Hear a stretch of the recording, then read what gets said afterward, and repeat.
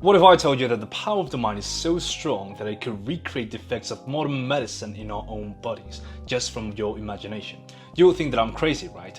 Well, this is called the expectation effect. Welcome back, friends. My name is Ivan. I'm a third-year computer engineering student, and in today's video we're going to discover how we can use the expectation effect in our favor to achieve things that seem impossible. But before we dive into the subject, let's go to a little story. In World War II, there was this doctor called Henry Beecher, and his job was solely to cure the soldiers who were getting hurt in the field, because World War II, a lot of people were getting hurt, were getting shot in the arm, in the chest, or whatever. And back in the day, in order to reduce the amount of pain that soldiers felt during the procedures of cutting up their arms to take the bullets out or things like that, they would use morphine. But as you know, being in war, there were a lot of people getting hurt, so they eventually ran out of morphine. So what did Henry do? Henry was already a very good scientist, so he thought, okay, if I don't have enough morphine, I'm gonna inject them with saline. Well, for you, those of you who don't know, saline is just water with salt. And what he discovered is that this saline compound did 90% of the effect that morphine has on these soldiers. Like, most of the soldiers didn't even notice a difference between having morphine or saline injected into their own bodies. But this was the key that made everything possible. When these soldiers were injected with saline, they were never told that it was saline. They were told that it was morphine. So their bodies and their brains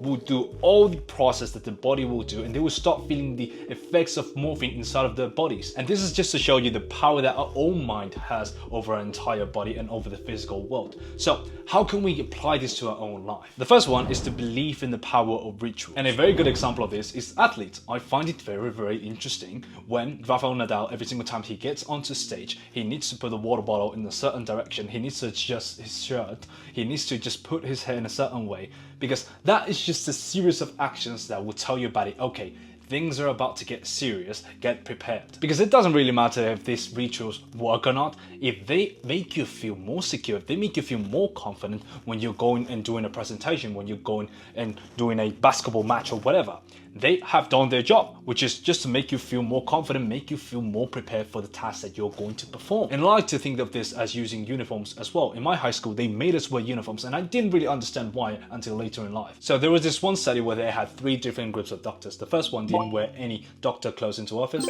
The second one uses their normal robes, and their third one uses a robe especially made for them in the mountains or whatever, like a very, very special fabric. What they found out is that the first group who went into office without any robes, without any special gear, they dropped their productivity by 50%. The second group just stayed the same because they wore the same clothes, so there was no change in them.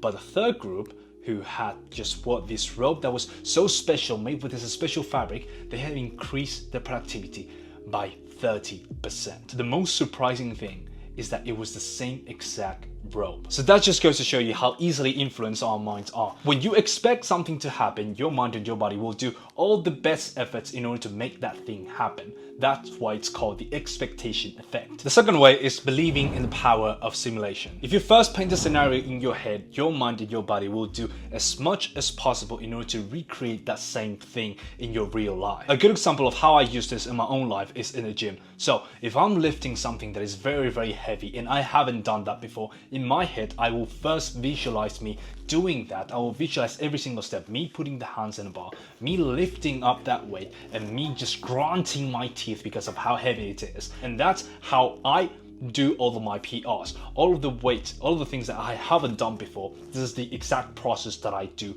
every single time before I do it. When we need to accomplish a very, very hard task that we haven't done before, we need to first visualize it inside of our minds and just see all these small details that we are going through when we accomplish that same task. If you're preparing yourself for an exam, what you can do is take practice tests and sit down on your desk, and if possible, go to a library or near the university or the school that you're going to be just taking that exam, and just visualize yourself being in the exact same room, grabbing the pen and just writing out the answers.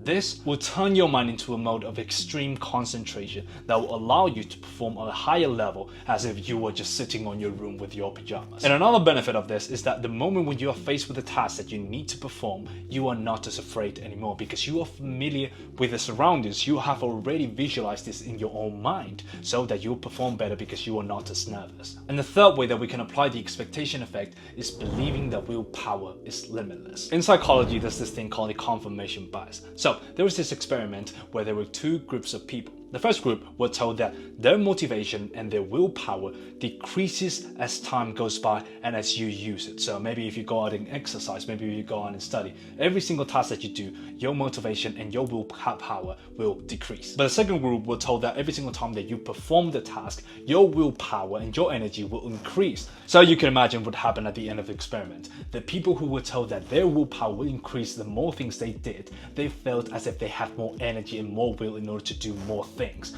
But the group of people who just were told that their energy levels and their willpower would just decrease as time passes by and as they did more things, they felt as if they wanted to get in bed, they didn't have any more energy to do more things. So that just goes to show that the confirmation effect and the confirmation bias is that you go out and find every single detail, every single thing that will prove the fact that the thing that you have in your head is right. If you think that you don't have energy after just studying, you'll find any excuse in the external world to confirm the fact that you have planted in your head. A very famous example is David Goggins. It's a guy who you already know who he is. And if you don't know already, just go on Google and search. He's a man that is very, very hard, who has run like ultra marathons, who has the current Guinness World Record of most pull-ups done in a day. He has gone through Navy SEAL trainings or whatever, a lot of things. And one of the things that he says is that whenever you feel as if you don't have any more energy left and you're about to give up, just think that your body has just reached the 40% of its capabilities. You have another 60% left. When you feel as if you cannot do it anymore, just at 40%, you have a lot more to go. And that's one of the tricks that he says that he has implemented in order to accomplish all the things he has done in terms of physical effort and the challenges that he has faced. If you're watching this video, chances are is that you're a student who's thinking about doing entrepreneurship. And I recommend you watching this video right here, in which I tell you my experience of dropping out of university to pursue entrepreneurship and why it was a bad choice. So just check it out, and always remember, stay patient because your prophecy is unfolding. I'll see you in the next one.